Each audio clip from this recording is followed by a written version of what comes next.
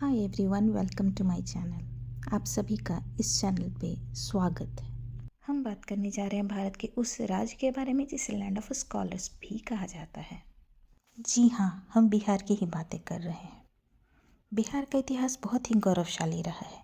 स्वतंत्रता के बाद बिहार की प्रगति इसकी राजनीतिक और सामाजिक पृष्ठ के साथ जुड़ा हुआ है। तो आइए हम समझाते हैं कि बिहार के विकास में इनके राजनेताओं का कैसे और क्या योगदान रहा है। तो इस वीडियो में हम बात करेंगे कि कैसे बिहार के हर एक मुख्यमंत्री ने अपने कार्यकाल में बिहार के डेवलपमेंट में कितना योगदान दिया और कैसे दिया। शुरुआत करते हैं बिहार के पहले मुख्यमंत्री श्री कृष्ण सिंह से। ये 1946 से 1961 तक मुख्यमंत्री के रूप में पदस्थापित थे।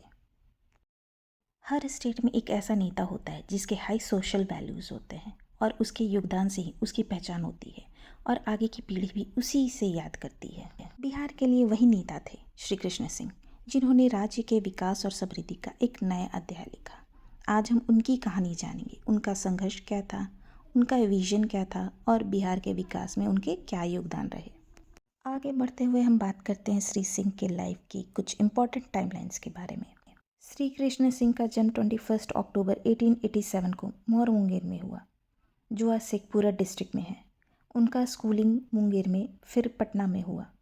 उन्होंने लॉ पढ़ा और 1915 में मुंगेर में ही वकालत शुरू कर दी। बाद में गांधी जी से प्रभावित होकर उन्होंने लॉ की प्रैक्टिस छोड़ दी और नन कोऑपरेशन मूवमेंट में जुट गए।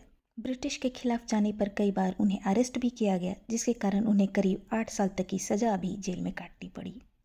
उन्होंने साल्ट सत्याग्रह और सिविल डिसोबीडियंस मूवमेंट में भी पार्टिसिपेट किया। फिर 1934 नेपाल बिहार अर्थक्वेक के बाद रिलीफ वर्क में भी सहायता की। उनका जीवन शुरू से ही संघर्षमय रहा, लेकिन वो विचार से हमेशा ही डेमोक्रेसी, जस्टिस और लोक कल्याण से जुड़े रहे। 1927 में श्री सिन्हा लेजिस्लेटिव काउंसिल के मेंबर बने। वे 1929 में बिहार प्रदेश कांग्रेस कमेटी का जनरल सेक्रेटरी बने। 1936 में प्रेसिडेंट भी बने। जब 1937 में कांग्रेस के जीतने पर वो पावर में आई, वो बिहार के प्रीमियर भी बने।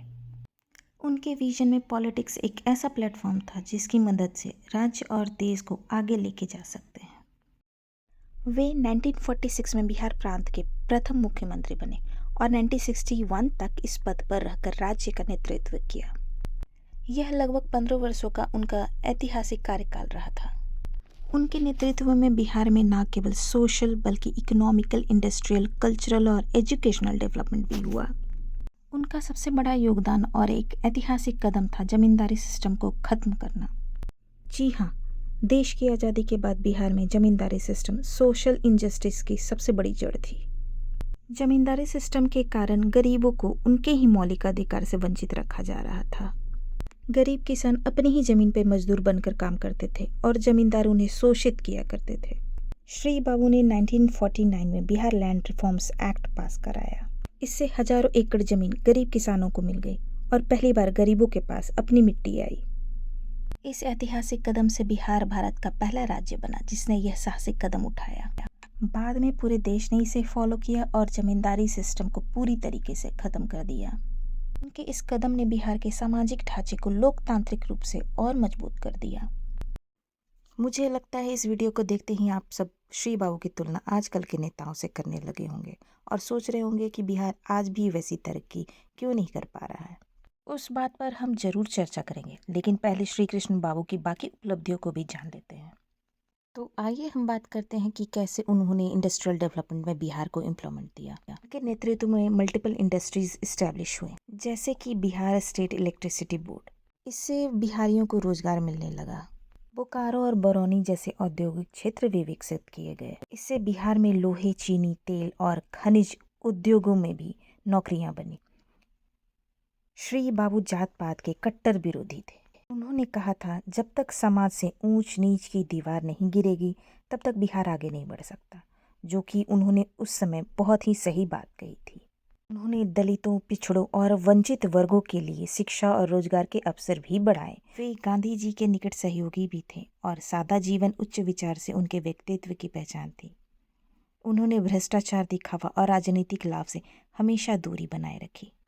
उन्होंने जनता को हमेशा सेवा का धर्म का मैसेज दिया। उन्होंने कल्चरल एम्पावरमेंट के लिए कई इनिशिएटिव्स लिए। साहित्य, संगीत और लोक कला को भी सरकारी संरक्षण दिया गया। 31 जनवरी 1961 ये वो दिन था जब हमारे श्री बाबू इस दुनिया को अलविदा कह गए। उनके जाने के बाद बिहार की राजनीति में वैसे निष्ठा, सादगी और दृष्टि कम ही देखी गई। आज हम उन्हें बिहार के निर्माण पुरुष और श्री बाबू के नाम से सम्मानपूर्वक याद करते हैं।